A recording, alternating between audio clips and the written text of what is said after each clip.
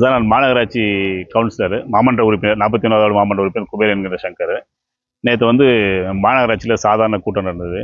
அந்த கூட்டத்தில் வந்து 147வது சப்ஜெக்டில் ஆவலப்பள்ளி சர்வே நம்பர் 426/1 வந்து ஒரு அப்ரூவல் கொடுத்துருக்காங்க. நேற்று சப்ஜெக்டில் வந்தது. அந்த அப்ரூவல் விஷயமா நான் நேற்று மீட்டிங்கில் பேசணும். மீட்டிங்கில் பேசும்போது மாநகராட்சி கமிஷனர்கிட்ட கேட்டோம். சார், இது வந்து ஆல்ரெடி அப்ரூவல் கொடுத்துருக்கீங்களான்னு கேட்டோம். இல்லை சார், ஆல்ரெடி அப்ரூவல் முன் அனுமதி கொடுத்துட்டோம், இப்போ நாங்கள் சப்ஜெக்ட் வச்சு பாஸ் பண்ணணும்னு சொன்னாங்க. சார், இது சப்ஜெக்ட் வச்சு பாஸ் பண்ணாதீங்க, நீ முன் அனுமதி கொடுத்து தப்பு.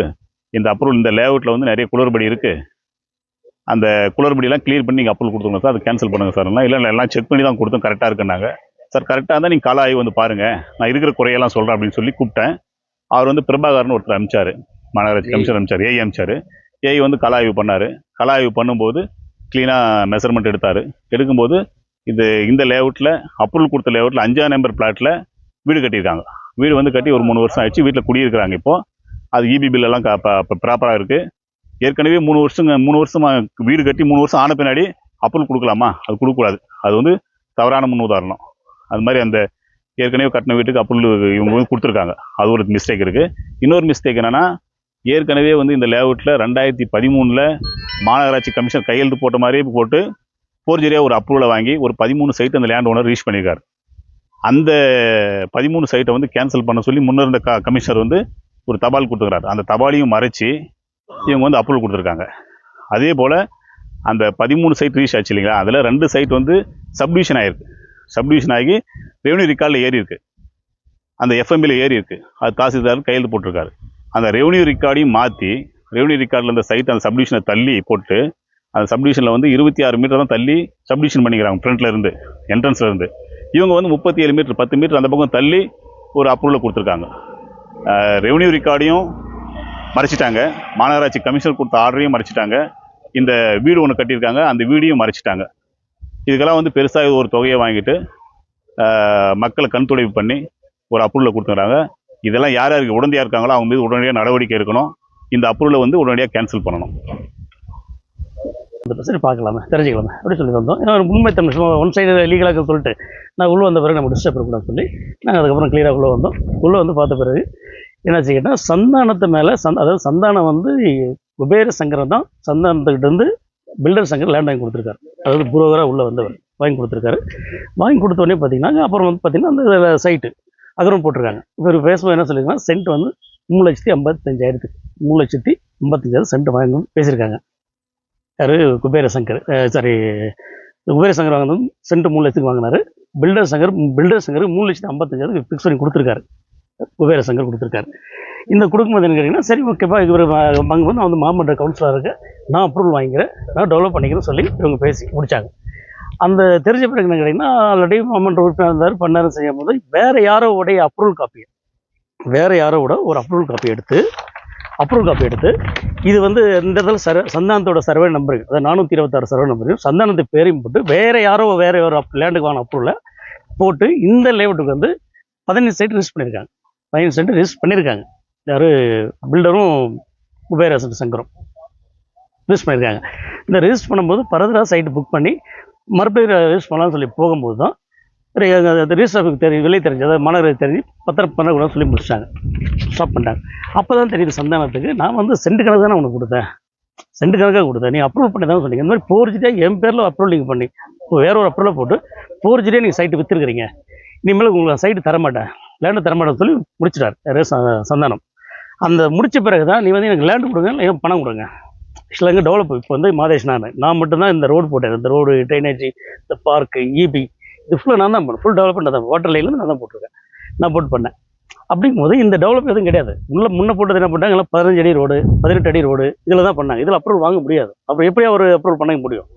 சந்தானம் கொடுத்தது ஏக்கரை கணக்கில் சென்ட்டு 3 லட்சம் பேர் தான் கொடுத்தாரு. மற்றபடி இவங்க வந்து டெவலப் பண்ணிக்கணும். யாருக்கு? குபேர சங்கரும் பில்டர் சங்கரும் டெவலப் பண்ணி தான் விற்கிறத பேசியிருக்காங்க. இந்த ஃபோர்ஜரியாக ஒரு அப்ரூவல் இவங்களே ஒரு அப்ரூவல் எடுத்து ரெடி பண்ணி வேற ஒரு லேஅவுட் அப்ரூவல் போட்டு விற்ற பிறகு சந்தானம் தெரிய வந்த பிறகு சந்தானம் லேண்டை உங்களுக்கு தரமாட்டேன்னு சொல்லிட்டாரு. தரமாட்டேன்னு சொன்ன பிறகு அப்போ எந்த அடிப்படையில் நான் டெவலப் பண்ணி எனக்கு பணம் கொடுன்னு கேட்குறாங்க. இல்லை அப்படின்னா எனக்கு 1 கோடி கொடுத்துருந்தேன். அந்த 1 கோடியோட ரெக்கார்டு தான் இந்த யார்? குபேர சங்கர். இந்த ரெக்கார்டு பார்த்தீங்கன்னா, இந்த ரெக்கார்டு 20 ரூபா ஸ்டாம்ப் பேப்பர். இந்த 20 ரூபா ஸ்டாம்ப் பேப்பர் அவங்ககிட்ட சந்தானத்துக்கு பணம் கொடுத்தேன் வாங்கினேன்றது எந்த ஒரு எவிடன்ஸுமே கிடையாது. கிடையாது. அந்த இல்லாத போது தான் இவங்க என்ன பண்ணுறாங்க, இந்த ஸ்டாம்ப் பேப்பர், அதாவது இந்த ஸ்டாம்ப் பேப்பர் வந்து நரசிம்மூர்த்தி. ஆக்சுவலாக இந்த ஸ்டாம்ப் பேப்பர் டேட் பார்த்தீங்கன்னா இதில் 3 போட்டிருக்காங்க, 3/4/2023 குபேர சங்கர் அப்படின்னு போட்டிருக்காங்க.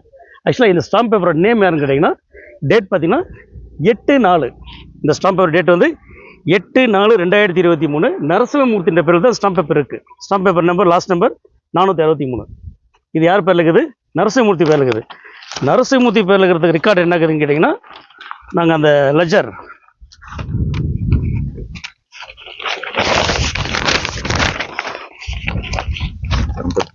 ஸ்டாம்ப் பேப்பர் லெஜர் அது ரெஜிஸ்டர்டு. இதில் டேட் பாருங்கள், 8/4/2023 Narasimmurthy, paper number last number 463. இது யார் பேரில் இருக்குது? இல்லைங்க சார், நீங்கள் படிக்கிறீங்களா சொல்லுங்கள். நரசிம்மூர்த்தி பேரில் தான் இருக்குது, புரியுதுங்களா? அப்போது சந்தானத்துக்கிட்ட எந்த நோக்கத்தில் இவங்க டாக்குமெண்ட் உருவாக்குறாங்க? நீங்கள் அப்ரூவல் பண்ணிக்கிறேன்னு சொல்லி தான் லேண்ட் வாங்கினது. அப்ரூவல் பண்ணாமல் வேற ஒருத்தர் அப்ரூவலை வச்சு சந்தானத்தோடைய சர்வே நம்பரும் சந்தானத்தோட பேர் எழுதி போட்டு நீங்கள் 5 சென்ட் விற்கிறீங்க. நீங்கள் அப்ரூவல் உங்களால் பண்ண முடியல, போச்சு வித்தன் தெரிஞ்ச பிறகு தான் சந்தானம் உங்கள் லேண்டை தரமாட்டாரு, உங்களுக்கு கொடுக்க மாட்டேன்னு சொல்லிட்டாரு. அந்த கொடுக்க மாட்டேன்னு சொன்ன பிறகு தான் இவங்க வந்து என்ன பண்ணுறாங்க, இந்த மாதிரி ஒரு ஃபோர்ஜர் ரெக்கார்டு, சம்மந்தமான ரெக்கார்டை உருவாக்கி கொண்டு போயிட்டு எஸ்பி ஆஃபீஸ் கம்ப்ளைண்ட் தராங்க. இந்த மாதிரி எங்களுக்கு பணம் தரல, எங்கள் லேண்டு தரலன்னு சொல்லிட்டு. அப்புறம் உண்மை தன்னை விசாரித்த பிறகு தான் இது என்ன பண்ணியிருக்காங்க. அப்போ வந்து ஸ்டாம்ப் பேப்பர்லேயே ஃபெயிலர்.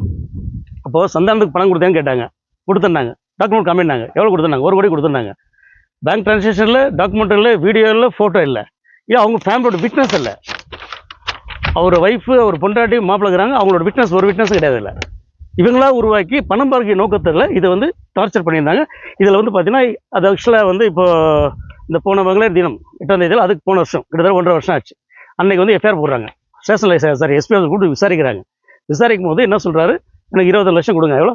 20 லட்சம் கொடுங்க சார், நான் டெவலப் பண்ணியிருக்கிறேன்னு கேட்டுட்டாங்க. அந்த 25 லட்சத்துலையும் அந்த நைட்டை வந்து கொண்டு போயிட்டு ஒரு 15 லட்சம் ரெடி பண்ணி கொடுத்துட்டாங்க, எடுத்துகிட்டு போகிறாங்க. பணத்தை உட்காந்து எண்ணுறாங்க.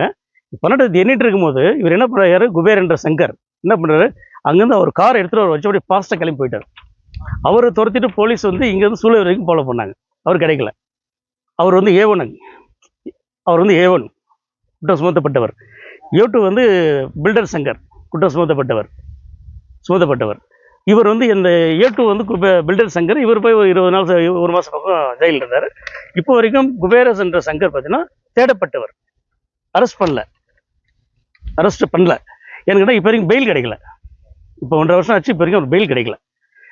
இப்போ வந்து மறுபடியும் வந்து இப்போ நாங்கள் டெவலப் பண்ண பிறகு இப்போ வந்து உள்ளே வராரு, பேட்டி தராரு. இந்த ஃபோர்ஜரி டாக்குமெண்ட் சொல்கிற ஒன்றும் இல்லை. அவர் சொல்கிற ஒரு நோக்கம் என்னென்னா, அந்த லாஸ்ட் வால் வந்து இங்கே 37 மீட்டருக்கு இந்த ஒரு பிளாட் வருதுன்னு கேட்குறாரு. 37 மீட்டர் கரெக்டாக இருக்குது, எங்கள் ரெவன்யூ கிடக்குது. அது உனக்கு அது வேலை கிடையாது. நான் என்ன கேட்குறேன்னா, உங்களுக்கு அதில் வேலை கிடையாது சார்.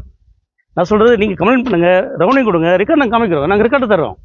அது வந்து 27 மீட்டரா 30 மீட்டரா அது வருதோம், நாங்கள் ரெக்கார்டை கொடுத்துக்குறோம். அந்த நாங்கள் பேசிடுறோம். 37 மீட்டர் இப்போ கரண்டில் இருக்குது. இப்போ ஜஸ்ட் இப்போ உங்களை பேட்டி தரமாக நான் வந்து அளந்து பார்த்து பேசுகிறேன். எங்கிட்ட இந்த ஒரு சைட் ஓனர், அதாவது ரகுன்னு ஒருத்தர் எங்கிட்ட டாக்குமெண்ட் கேட்குறாரு, என்கிட்ட காமிச்சார்.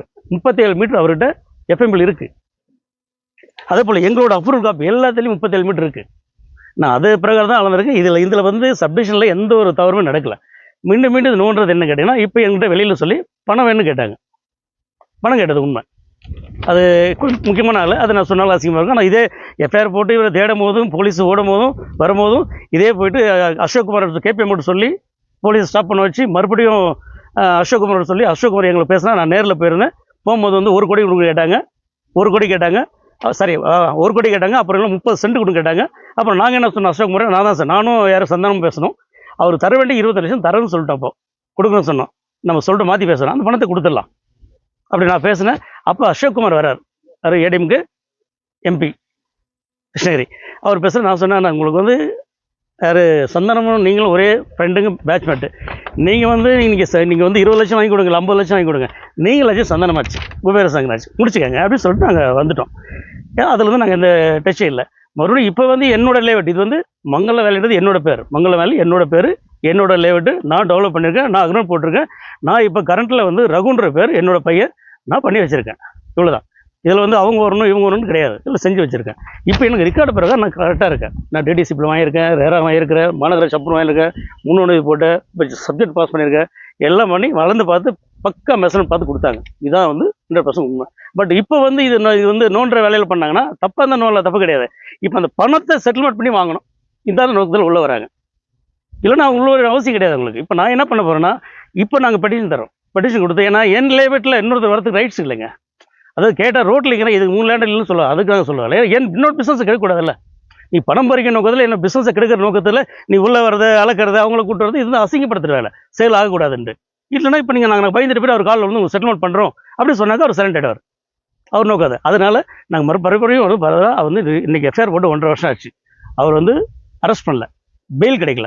நாங்கள் மறுபடியும் இப்போ சூழ்நிலைக்கு நாங்கள் முறைப்படியே போய் பெட்டிஷன் கொடுத்து இது மாதிரி நடவடிக்கை எடுங்க, எங்கள் லேஅவுட்டை வந்து அசிங்கப்படுத்துகிறாங்க. நான் மாணவ நஷ்ட வழக்கடா போட்டு என் நஷ்டம் எடுக்க நான் கண்டிப்பாக இன்னும் நடவடிக்கை நான் எடுப்பேன்.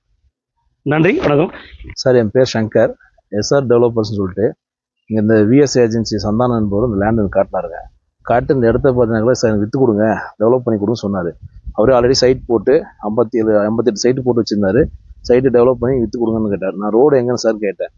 ரோடு பார்த்தீங்கன்னா எஸ்ஆர்என்சி ரோடுன்னு சொன்னார்.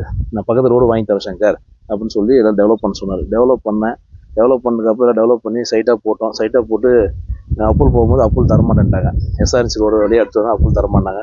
அவர் எஸ்ஆர்என்சியில் பேசிவிட்டு நான் வழி வாங்கி கொடுக்குறேன் அப்படின்னு சொல்லி எல்லாத்தையும் அட்வான்ஸ் வாங்கி கொடுக்க சொன்னார். ஒரு 40 கஸ்டமர்ட்டு அட்வான்ஸ் ஆல்ரெடி பார்த்தீங்கன்னா ஒரு 1 கோடி ரூபாய் நான் வாங்கி கொடுத்தேன். எந்த ஒரு அக்ரிமெண்ட் இல்லாத நல்லா கஸ்டமர்ட்டும் வாங்கி கொடுத்தேன். 1 கோடி ரூபாய்க்கு பக்கம் ஃபஸ்ட்டு அட்வான்ஸ் வாங்கி கொடுத்தேன். அப்புறம் எந்த அக்ரிமெண்ட்டும் போட்டு தரல. அதுக்கப்புறம் என்ன சார் இல்லை அக்ரிமெண்ட் கொடுத்தவங்க நம்மளை பிரச்சனை பண்ணுறாங்க டெவலப்பர்ஸை அப்படின்னு கேட்கும்போது, இல்லை சங்கர் இது பண்ண முடியல, ரகுநாத்ன்ற ஒரு டாக்குமெண்ட் ரைட்டை வச்சு நான் உள்ளே பேசியிருக்கேன், நீ அவர்கிட்ட போயிட்டு ரிஜிஸ்டர் பண்ணிக்காங்க, டாக்குமெண்ட் கொடுத்து ரிஜிஸ்டர் பண்ணிக்காங்க, நான் சொல்கிறேன் அப்படின்னு சொன்னார். அவருக்கு என்ன அமௌண்ட் கொடுத்தா தெரியல. அவர் 2 சைடு அவருக்கு ஃப்ரீ எழுதி கொடுத்தாரு. நான் எல்லாரும் பணத்தையும் வாங்கி அவர் கையில் கொடுத்தேன். எப்படி ரிஜிஸ்டர் பண்ணார் என்ன பண்ணாருன்னு தெரியல சார். டோட்டலாக பார்த்தீங்கன்னா வைடம் வேலைக்கு ஒயிட் கொடுத்தாங்க, செக்காக கொடுத்துருக்காங்க, டிடியாக கொடுத்துருக்காங்க. அவருக்கு அப்புறம் தான் புயனாவனத்தை வச்சு ரிஜிஸ்டர் பண்ணது எனக்கு தெரிய வந்தது. அதுக்கப்புறம் நான் மாநகராட்சி கமிஷனுக்கு தெரிஞ்சு வந்து ஸ்டாப் பண்ணிட்டார் லேஅவுட்டை. 13 சைட்டு எங்களுக்கும், 2 சைட்டை ரகுநாத்ன்ற டாக்குமெண்ட் ரைட் பண்ணி கொடுத்தாரு இல்லைங்களா, அவர் ஃப்ரீயாக கொடுத்தாரா காசு கொடுத்தாரா தெரியல. அந்த 2 சைட்டை அவர் எழுதி கொடுத்துட்டாங்க. அதுக்கப்புறம் நான் கேட்டேன், என்ன சார் இது மாதிரி பிரச்சனை இருக்குது, என்ன சார் பண்ணோம். இல்லை சங்கர் நான் தனித்தனி சைட்டாக விற்று கொடுக்குறேன், எனக்கு இன்வென்ஸ் இருக்குது, நான் பேசி என்னது பேசி பண்ணித்தான் சொன்னாருங்க. இது அன்னப்பூல் சைன் பண்ணுறதுக்கு ஆத்தரைசேஷன் பார்த்தீங்கன்னாக்கா டாக்குமெண்ட் ரைட்டோ இல்லை சப்ரிஸ்டோ இல்லை வேறு டிபார்ட்மெண்ட் எல்லாருமே ஆத்தரைசேஷன் பண்ணாங்க சார். கடைசியாக பார்த்தா ரிமாண்ட் ஒரு கேஸ் ஆகுது. அந்த கேஸில் என்னை ரிமாண்ட் பண்ணுறாங்க. இந்த லேஅவுட்டு அதாவது லேஅவுட் ஓனர் விற்றவர் ஒரே வேலை சொல்கிறார், எஸ்ஆர் பில்டர் தான் டெவலப் பண்ணி கொடுத்தாரு இந்த லேஅவுட்டை, அவர் தான் இதுக்கு எல்லாமே போலியான அவர் தான் பண்ணி கொடுத்தாருன்றார். அவர் என்னன்னு கூட அந்த டாக்குமெண்ட்ஸ் எனக்கு தெரியாது. நம்ம டெவலப் பண்ணி தரது தான் நம்மளோட வேலை. பணத்தை வாங்கி எல்லாம் பொண்ணு மேரேஜ் அது சொல்லிட்டு டோட்டல் அமௌண்ட்டு எல்லாம் 80% அமௌண்ட் வாங்கி கொடுத்துரும். பில்டிங் எல்லாம் கட்ட விட்டாரு, எல்லாரும் கட்ட சொன்னாங்க. எல்லாம் கட்ட சொன்னதுக்கப்புறம் ஆணையர் வந்து ஸ்டாப் பண்ணிட்டார் சார். அதுக்கப்புறம் என்ன ரிமாண்ட் பண்ணிட்டு உள்ளே அனுப்பிச்சிட்டதுக்கப்புறம் வந்து ஜெயிலேருந்து வெளில வந்து பார்த்தாக்கல வேற ஒரு நபர்ஸ்க்கு விற்றுருக்கார் சைட்டு. அப்போ ஆல்ரெடி போட்ட லேஅவுட்டு ஸ்கெட்சு அவர் கொடுத்த ஸ்கெட்ச் எல்லாம் மாற்றிட்டு ஸ்கெட்சு ரோடு எல்லாம் சேர்த்து அவங்க பொண்ணு கிஃப்ட் பண்ணுறாரு. அவருடைய இன்சூரன்ஸ் யூஸ் பண்ணி இந்த ரோடு ரெவன்யூ டிபார்ட்மெண்ட்டுக்கு எல்லா டாக்குமெண்ட்டும் சேர்த்து அவங்க பொண்ணு கிஃப்ட் பண்ணுறாரு. அவங்க பொண்ணு பேருக்கும் அவங்க ஒய்ஃப் பேருக்கு கிஃப்ட் பண்ணுறாரு. இந்த ரோடு இல்லைன்னு சொல்லிட்டாங்க. பக்கத்தில் லேஅவுட் டெவலப் ஆனது இப்போ அதாவது 2023 இந்த லேஅவுட் போட்டு டெவலப் பண்ணுறோம். அப்போ ரோடு எதுவுமே இந்த இடத்துக்கு ரோடே கிடையாது. அப்போ ஓனராக சந்தானா அவர் இதுக்கு வரமாட்டார் சார், வருவார் இல்லையா இந்த லேண்டுக்கு. அவர் தான் ஓனர், ஒவ்வொரு சைட்லேயும் சைன் பண்ணியிருக்காரு. சந்தான்னு சொல்லிட்டு அவர் தான் சைன் பண்ணியிருக்காரு. அவர் கேட்டால் என்ன சொல்கிறாரு, எனக்கு தெரியாதுங்க, யாரை பண்ணாங்க எனக்கு என்ன தெரியும் அப்படின்னு சொல்லிட்டாரு. அவர் பொண்ணுமே இது சம்திங் பிரச்சனை வந்து பணம் சால்வ் ஆனதுக்கப்புறம் உங்களுக்கு தரதில்லைங்க, கமிட்மெண்ட் தரதில்லைங்கன்னாரு. அப்புறம் இது அப்ரூவலுக்காக இந்த ரோடு ஓப்பன் ஆனோடனே வேறு தனிநபருக்கு ஒரு ஆள் கொடுத்துறாரு. அவங்க கொடுத்தவங்க என்ன பண்ணுறாங்கன்னா ஃபஸ்ட்டு போட்டு அந்த விற்றாங்க இல்லையா, எல்லாருக்கும் போர்ஜி பண்ணி விற்றாங்க சார். அந்த சைட்டு எல்லா சைட்டுக்குமே ரோடு கட் பண்ணிட்டாங்க. யாருக்கும் ரோடு இல்லை சார். உள்ள வீடு குடியிருக்கிறவங்களுக்கு யாருக்கும் ரோடு இல்லை. ரோடு விட்டவங்களுக்கு எல்லாமே இப்போ தான் இல்லை. பேலன்ஸுக்கு லேண்டு வித்த சைட்டு 2 சைட்டும் மாற்றி சப்டிஷன் பண்ணி வேறு இடத்துல அவங்க சவரித்து போட்டாங்க. 2 ஃப்ளோர் கட்டிருக்க பில்டிங்கு 3 வருஷமாக கட்டின பில்டிங் சார். 1 வருஷமாக இபி இருக்குது, வீடு குடியிருக்காங்க. அந்த பில்டிங்கும் சேர்த்து மாநகராட்சி அப்ரூவல் கொடுத்துருக்காங்க. யாருமே ரெவன்யூ டிபார்ட்மெண்ட் ஆகட்டும் இல்லை மாநகராட்சி ஆகட்டும் யாருமே கண்டுக்கல சார். ரொம்ப மனவேதனையோட சொல்கிறேன், இது இவ்வளோ பிரச்சனை இருக்குது சார். இது மேற்கொண்டு நடவடிக்கை அரசாங்கம் தான் சார் முடிவு பண்ணோம். சப்ரிஸ்ட்டு ப்ளஸ்ஸு தாசில்தார், மாநகராட்சி கமிஷனர், சென்னை வரை அப்ரூவலுக்கு அப்ரோச் பண்ணோம் சார். இது மாதிரி இருக்குது சார், இந்த பிரச்சனை இருக்குது சார், கொஞ்சம் பாருங்கள். எல்லா இடத்துலையும் அப்ரூவல் ஆச்சு. இன்றைக்கி தெரிய வந்தது அப்ரூவல் கொடுக்கலான்னு சொல்லிட்டு அந்த கமிஷன் போய் பேசணும். கமிஷன் தான் வந்து பார்த்துட்டு போயிருக்காங்க. இதுக்கு முதல்ல கமிஷன் தான் சார் அதிகாரி வந்தாங்க. இல்லை சார் நான் பார்த்தோம், நாங்கள் ஒழுங்காக செக் பண்ணல, இதை நாங்கள் செக் பண்ணல, நாங்கள் பார்த்துட்டு சொல்கிறோம் சார்னு சொல்லிட்டு போயிருக்காங்க. எப்படி அந்த வீடு அதாவது சைட்டு கூட மாறினது கூட தெரியும்னு சொல்கிறாரு சார். ஃபஸ்ட்டு மீட்ரு 26 மீட்ரு போடுறாங்க. அப்புறம் 36 மீட்டருக்கு அவங்க சவரத்துக்கு ரோடு ஃபேட்டுன்னு மாற்றி 36 மீட்டர் 2 சைட்டே தூக்கி வேறு இடத்துல மாற்றுறாங்க. ஒரு பில்டிங்கே மறைக்க முடியுமா சார்? கேட்டால் ஒரு அதிகாரியோட இன்னொரு என்ன சொல்கிறாருனாங்களே, நாங்கள் வரும்போது பேஸ் தான் இருந்தது, இப்போ தான் பில்டிங் கட்டிருக்காங்க அப்படின்னு சொல்கிறாரு. அந்த பில்டிங்கு ஆல்ரெடி எஃப்ஐஆர்லேயே காட்டுறாங்க. ஒரு வருஷம் எஃப்ஐஆர்லேயே அந்த பில்டிங்கு எஃப்ஐஆர் இருக்குது. ஒரு வருஷம் மாதிரி எஃப்ஐஆர் இருக்குது அந்த பில்டிங்கு. அப்போ ஒரு வருஷமாக இபி பில் கட்டிருக்காங்க, எல்லாம் பண்ணியிருக்காங்க அந்த பில்டிங்கு. இப்போ வந்து எனக்கு தெரியாதுன்றார் அதிகாரி கேட்கும்போது பேசல, கிளம்பிட்டார் சார். இவ்வளோ சார் தகவல். ரொம்ப நன்றி சார் வாய்ப்பு. சங்கர்.